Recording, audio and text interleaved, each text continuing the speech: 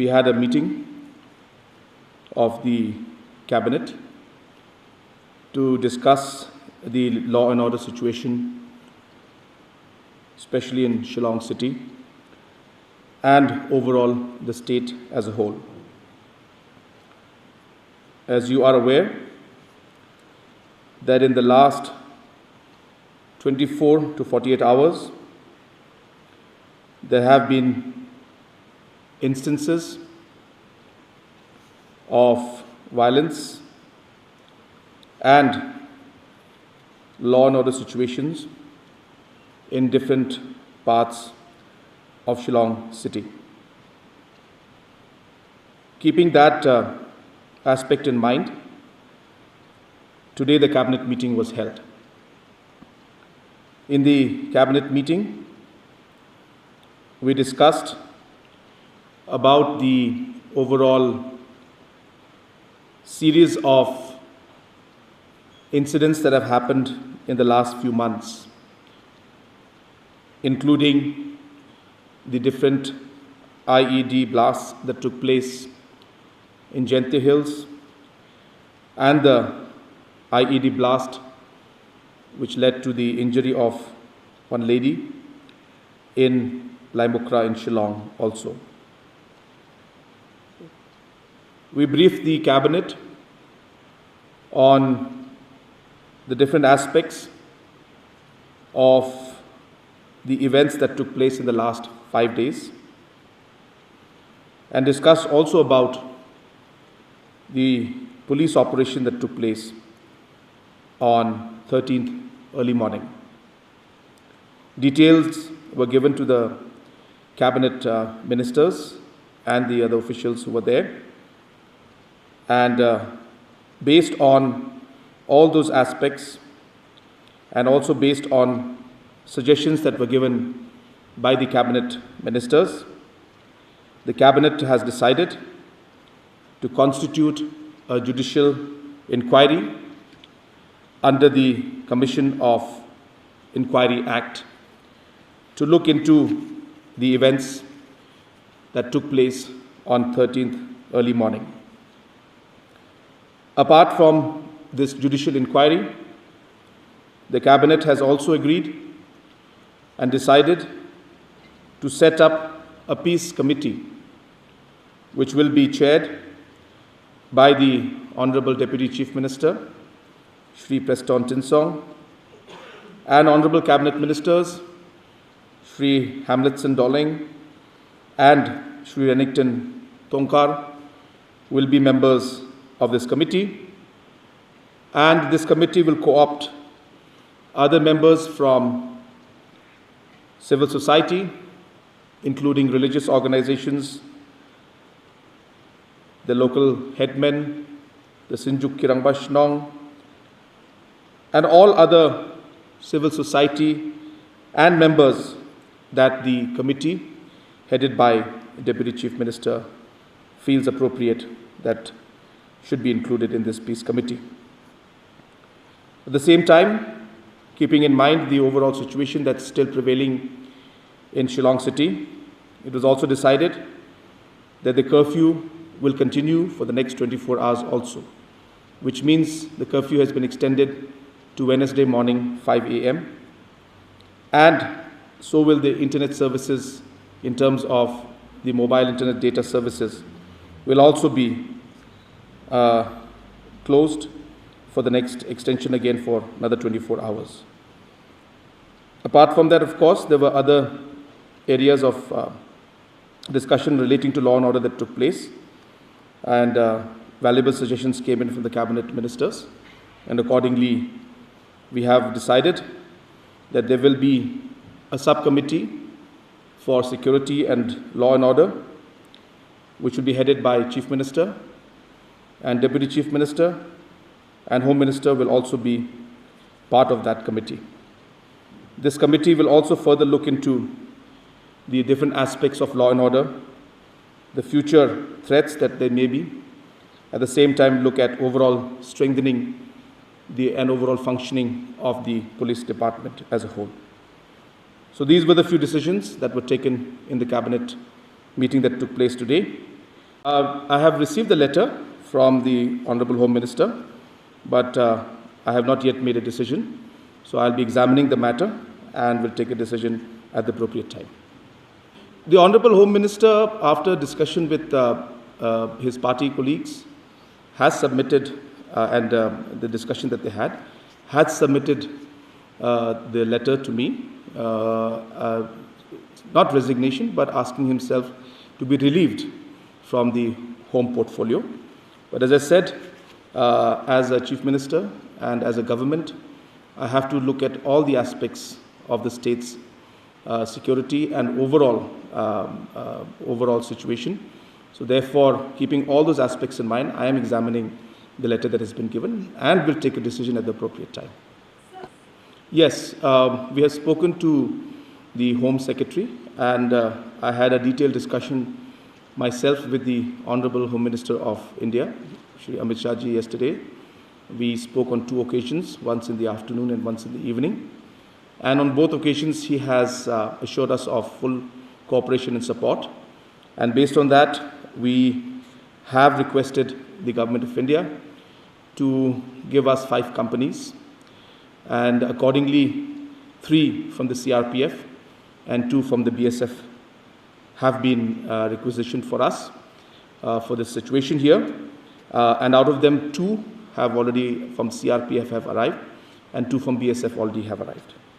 As we said, that number one, that overall the situation that unfolded in front of us was done and by the police department and the DGP and all the others who were involved in the decision making.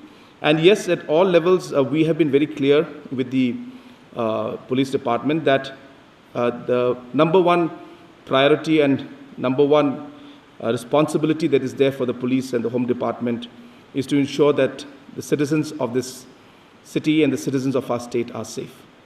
And based on that, we have asked them to accordingly move and ensure that that priority is kept in mind. But at the same time, as I said, the different operations and different movements do take place. And in the whole process, as I said, the intention was very clear in the time also, was to arrest the concerned person. So in these kind of instances, it's not always that the operations sometimes go according to what the plan is. And in this kind of situation also, the same thing happened. What I'm trying to say is that a lot of operations do happen, and there could be or there could not be a situation where the information was given or not given. So let the committee look into this, and that's the reason why, after looking at all these facts, we've decided that judicial inquiry should be done. Let the judicial inquiry come out with its report. That particular incident that took place is completely unacceptable by the government.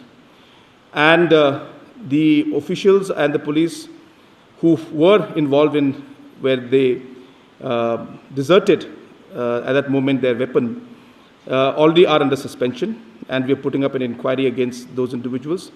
For a police, the arms and the weapons they carry are as good as a part of their body. They should never, ever let go of their weapon. So what happened yesterday was unacceptable, whether it's from the police personnel who were present out there, or whether it was from the individuals who had taken them. So therefore, we are very firm on this, and we will take firm action on this. And all those people who are involved and who may have this are asked to immediately give back those weapons. How many police personnel suspended, sir? I don't have the exact number with me right now, or I will tell you what the number is, but I will stand corrected in case the number is not what I have. But there were 4 of them. Out of the 4, 1 went away with his weapon and 3 did not. So out of these 3 and 1, exactly the number that are there, 3 for sure, but the 4th one may not be because he went away with his weapon. But still, an inquiry will be done to ensure that everything is clarified, but there were total 4 of them. These kind of activities are meaningless. I just want to say that. We are here trying to work together to resolve all these kind of issues.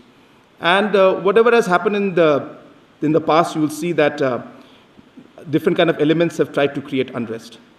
So my appeal to all the citizens of the state, and especially people who are getting involved in these kind of activities, that this is not the way forward. I appeal to everybody that they must be peaceful. We must try to resolve these issues in a proper manner, and violence is not the way forward. So therefore, we condemn it, and obviously we will be finding the people who are responsible for this also. But at the same time, I appeal to everybody that at this point in time, we need to maintain peace in the city and the state. Ask for a judicial inquiry to be put up, and this inquiry will look into all the aspects of the case, and it will look into the roles that are played by every single individual. So when a judicial inquiry is put in, it is very, very independent and a very powerful inquiry committee in nature. So therefore, whatever action needs to be taken, we will decide once a judicial inquiry submits its report. This judicial inquiry will be instituted within how many days? It will be. We are just waiting for confirmation from the concerned individuals who we have identified, and looking at all the options that are there. And based on that, as soon as we got the confirmation, so even if the confirmation, say, suppose comes as early as today, then it will be instituted today itself. If it comes tomorrow, it will be instituted tomorrow. But as I said, the decision has been made that the inquiry will be. Now it's only an administrative procedure that is left, where we require the consent of the concerned individuals to be part of this committee. Once the consent is come in, it will be immediately notified. I'm not don't have the details of the entire aspect of the attack that took place, or whether the individual journalist or media person was harmed. But obviously, this is something that we don't want it to happen, and it's something that should not happen. Media people have always only tried to bring out facts and ensure that the people are aware about the situation that's happening. So, but in the situation where there are a lot of chaos is there, a lot of tension is there, it could happen that sometimes, and it may be dark, and the CRPF could be in a situation where they were not able to identify and really clearly see who's who. So it could be that it happened in that situation, but it's something that should not happen. We have had a detailed discussion on this aspect, and it has been decided that along with the Deputy Commissioner, along with the local representatives, that is the MLA and the MDC both, and other leaders from there, but there means from Maulai area and adjoining areas where the slight tension is there, that all of them will discuss and see how to move this forward. So therefore, presence of security is also necessary. It's something that we can't just simply take away, because the confidence of the public also has to be there. So therefore, looking at the situation, and after discussing with local leaders, after discussing with the public there, we will see, the Deputy Commissioner will see, and of course the Home Department also will be involved in it. We will see how to manage this and ensure that a balance is struck between the overall tension that is out there and the concerns of the citizens or the residents, that CRPF is always there and creates tension, but at the same time ensure that the presence of the armed forces also is felt. That will also make sure that the confidence is there for the people. You see, we are here to also realize that there is a law and order situation that was there even before this incident took place. Now, the police have been working very hard in the past also to resolve many of these situations that were there. And in many cases, they have successfully managed to resolve the situation, be it the old cases that happened in Barabazar, or the other cases that happened in Ishamati, and many such cases that were there. The police has been very successfully resolving these issues and catching the people who are involved in this. And in the same way, in this case also, the police department and the police officials were working very meticulously day and night to resolve this issue. And in the process, as I mentioned, that the unfortunate incident took place, which was not the intention of either of the people who are part of the operations. But as I said, that to be fair to all, we must allow a judicial inquiry to take place. So let the inquiry report come in, and then accordingly we will make a decision. See, one can look at a particular incident and come to a conclusion. I have no comments to mention about that. But if you, as I said, if you look at the overall work that the police department has done in the last few years to really ensure that there has been overall peace, and at the same time resolving a lot of complicated cases in a very, very short time, one doesn't realize all those aspects.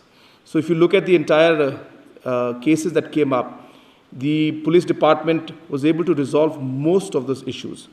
And sadly, the public does not give credit to the police when they do their part. Now, when this whole situation was there, we had a very strong intel, as I said. Number one, when the Laimukra blast took place, there was a lot of anger among the people. And people said that, why isn't the police doing anything? And then, of course, when the police moved forward and got a very strong intel that another blast would be taking place and another IED would be placed in another location in Shillong. And if the police had not acted on it, and it did happen, then again the public would say that they should have acted on this. What I'm trying to say is that these are all situations and circumstances, and sometimes they don't go as planned that they are. To term this one incident as a failure, I feel is a very, very harsh way of looking at things. There are a lot of things that we do, a lot of situations that have been diverted and averted, and those aspects also need to be considered. And therefore, as I said, this should not have been the situation. There would have been a situation where the arrest would have been made, but unfortunately it led to other circumstances. And therefore, in order to ensure that all the facts and the truths come out, we have asked for a judicial inquiry into this. We realize the inconvenience that has been caused to the students, and we realize that this will affect them for the next few days. But the overall law and order situation is of priority, and therefore, though they will be having some concerns and some difficulties that they may face, which is really something that is unavoidable at this point in time. But keeping the law and order situation in mind, the priority of the government will always be to maintain the law and order situation.